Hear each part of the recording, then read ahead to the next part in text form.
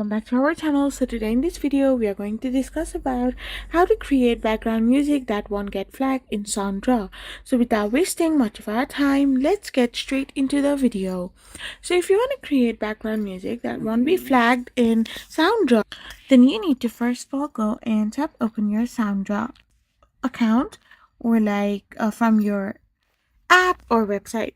So once you open your Soundraw, now, to create background music on Soundraw that won't be flagged, you need to first of all use a paid plan to get a commercial license. There are like different plans for creator, artist starter, artist pro, and artist limited, unlimited, as well as enterprise. You can simply select like any of these paid plans and you can simply get subscription to it.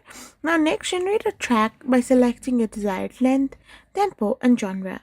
Finally, customize the music to make it unique by adjusting the instrument fills and other elements to create a one-of-a-kind track that won't be trigger or enforce any kind of copyright strike. I hope you found this video helpful, so don't forget to hit that subscribe button and to give us a thumbs up. We will be back again with more informative videos.